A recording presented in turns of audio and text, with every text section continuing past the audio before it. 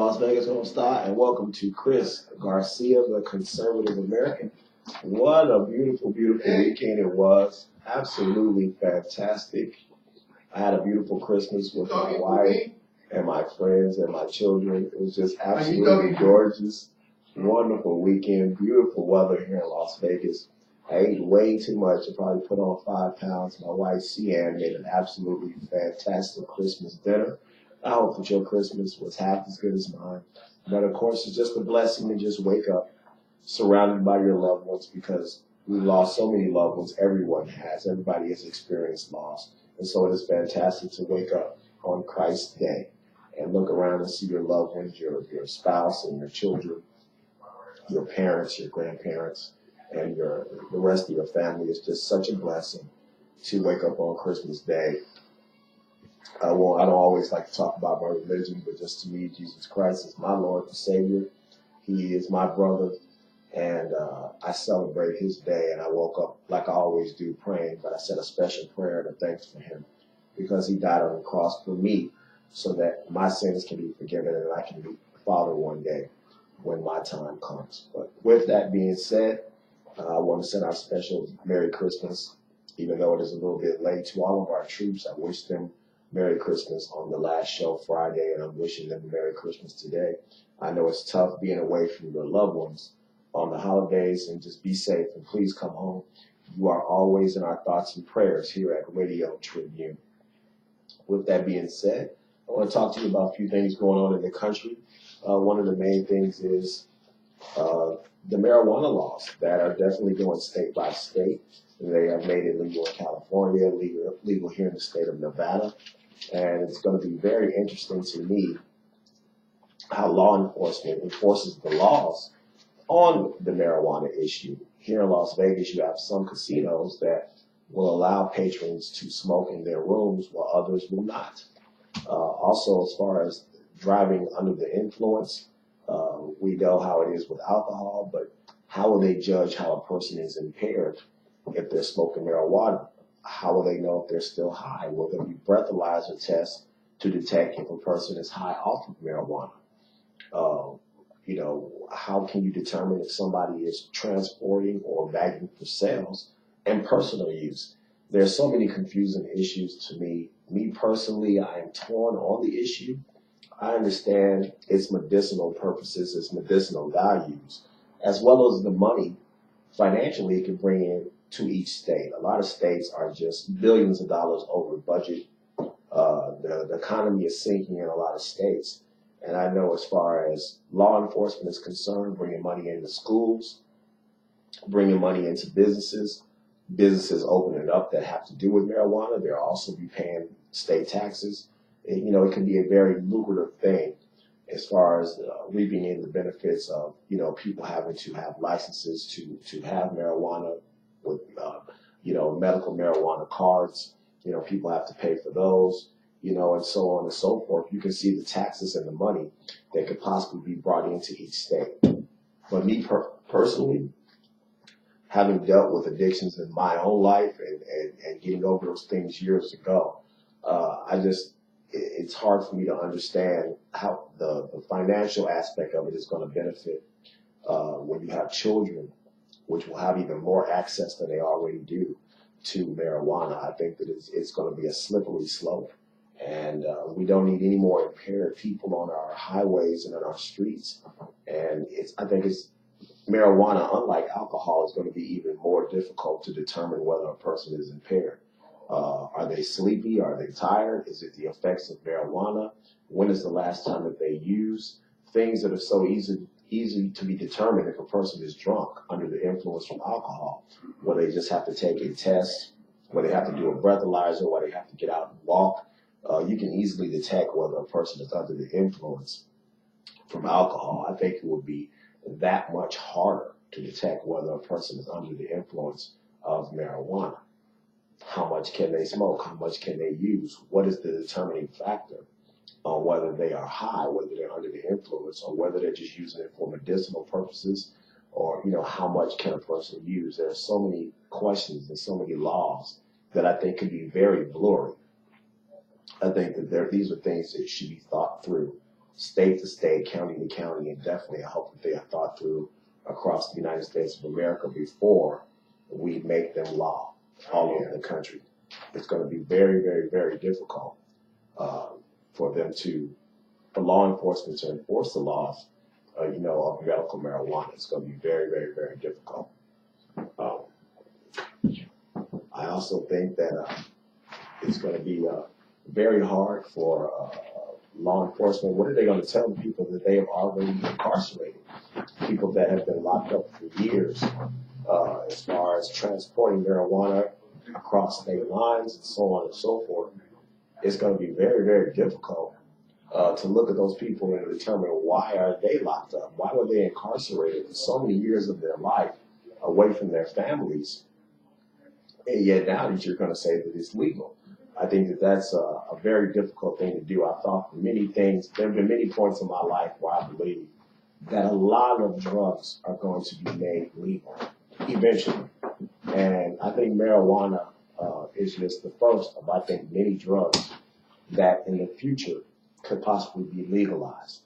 And my thing is, how do you look at the people that have spent so many years of their life incarcerated, people that have given up so much of their life away from their family, away from their children, and look at them and say, well, now things are legal.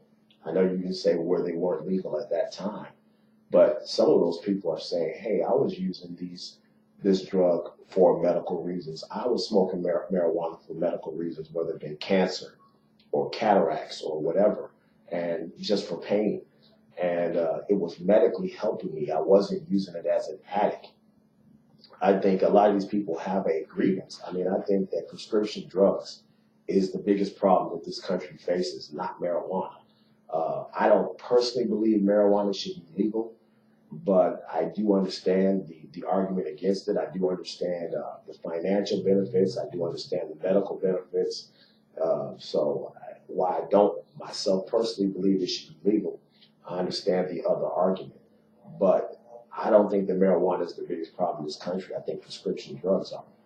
And if people can legally go get prescription drugs and abuse it, how do you look at people that have been locked up for years over very small, simple marijuana charges and now say that the drug is now going to be legal? I think that's a very difficult argument to make. So many police man hours have been put into hunting down people that have been using marijuana. So many judges have given out so many incarceration hours for people that were using marijuana, to now look at those people and say, why are they incarcerated? Are they going to let them out? Some of these people that have picked up petty marijuana charges had their records ruined. When your record gets ruined, if they were charged with a felony, if they had enough marijuana on them or in their vehicle or in their home, once you pick up those felony charges, it is very difficult to get a job. It's affected and ruined many people's lives all over the country.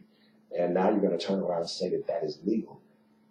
I think that's a very difficult argument. I used to think about that all the time. How do you look at people that have spent years of their life incarcerated and away from their family and now tell them that this drug is legal? I think it's a very difficult thing to do. And I don't know what's going to happen going forward from state to state. But I think it's going to be a very, very interesting battle because certain states are so underwater as far as their economic situation is concerned. Hundreds of millions, some states, billions of dollars in debt to the federal government. And if they can, I remember they tried casinos decades ago in certain states like Mississippi and Illinois. And while that has brought in some money, I think if you legalize marijuana in some of these states, the financial benefit can be twofold over any riverboat casinos or riverboat gambling that some of these states have legalized. So, and then the only thing is you have to say, well, what's next? If you legalize marijuana today, what would you legalize tomorrow?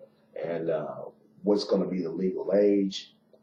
How much can a person have on them? Where can they smoke it out? Because one of the main things about marijuana is that everybody doesn't like the smell. I mean, you've already outlawed cigarette smoke in most public places. A lot of people have asthmatic and breathing problems, and they don't like to smell cigarette smoke. They don't like to smell tobacco smoke, cigars. Marijuana is a much stronger smell. So if you legalize it in a specific area in a business or in a casino here in Las Vegas, if you're able to smoke marijuana in your room in private, what about the smell that goes through the wall? What about the smell that goes up and down the hallway? I know now that if you come in town in Las Vegas and you stay a lot of casinos, when you get off the elevator on certain floors, you can smell that people are using marijuana, and everybody doesn't like that smell. So if you legalize it and allow people to do it in certain public places, you're going to offend a lot of other people. So, what will be the financial aspect if a lot of people decide that they don't want to stay in a casino where there's legal marijuana? They don't want their kids around it. They don't want their kids to smell it. They don't want to smell it themselves. It can be a very, very tricky situation. And we had the district attorney on, Steve Wilson, a few weeks ago, and I was asking him that question, and him himself said, I don't know. I don't know how we are going to, law enforcement is going to enforce the laws on marijuana. It's going to be very difficult because each casino is going to have to make up their mind whether or not they're going to allow marijuana to be used in their hotel, even though, as I told you, a lot of times when you come in to these casinos and you get off on certain floors, you can already smell that people are smoking marijuana. And of course, that's illegal right now at this point to do that. But, these casinos are making up their mind. And I've heard that there will be certain casinos that will allow you to smoke marijuana in your room. What effect will that have on people, patrons that do not enjoy the smell, that don't want their kids to be around it, don't want their family to be influenced by it? Again, when those people leave the casinos, how do you know whether they're going to be under the influence? We already have a big enough problem in this city, in this state, with DUIs because, most people that go out enjoy spirits of some sort. They enjoy alcohol when they're at the casinos. And a lot of people, when they leave the casinos, are legally impaired. So now you have another element that you can put into that. Now people, if they're allowed to smoke marijuana in these rooms, will be leaving the casino under the influence of marijuana as well as alcohol. I think that can be a very, very, very tricky situation for law enforcement to take care of. I just hope that there's a lot of thought that's given into these decisions before they're just made. I know that a lot of people are just looking at the financial aspect of it, but we also need to look at the legal and the real factors that can happen out here on our roads. Once a person gets into a car, that is a lethal weapon. And if you're under the influence of anything, prescription drugs, any other drugs, marijuana, alcohol, you are now in control of a killing machine. And we've already had incidents in Las Vegas on the Strip of people running into multiple pedestrians on the road, running into bus stops. And that's one of the last things we need is somebody tripping out because they're too high on marijuana, getting in the car. And, our streets here are so crowded, especially on the Strip. And it's so easy to hit some of our pedestrians. I think it could turn out to be a very dangerous situation. And I just hope that they are as on top of that. There's nothing wrong, I think, with people, and this is where I'm split at, in their home with medical situations, smoking in their home, if it's going to help them medically, or even if there's people that just enjoy marijuana themselves and want to smoke a small bit in their house. But I think that it should be totally outlawed that you are then able to get into a car and operate. I have a lot of people that I've heard say, well, I can drive while I'm high on marijuana, and it's actually I'm much more in control of my vehicle than when I'm a little buzzed drinking alcohol. That's not an excuse. I think that once you do anything, whether you drink or use any kind of drug, you are impaired, and the last thing you should be thinking about is getting behind the vehicle of a car. You're driving something that weighs a ton and is a killing machine. If you are just a little bit off of your game or a little bit influenced, your reactionary time is not what it's supposed to be. You can take someone's life. And I think that is something that hopefully people that have their medical marijuana cards, people that are smoking at home, or if you're out and you're in a casino and you're smoking, or anywhere that you're at, please allow yourself time to recuperate before you get behind a motor vehicle or get on a motorcycle or anything, because you can take someone's life.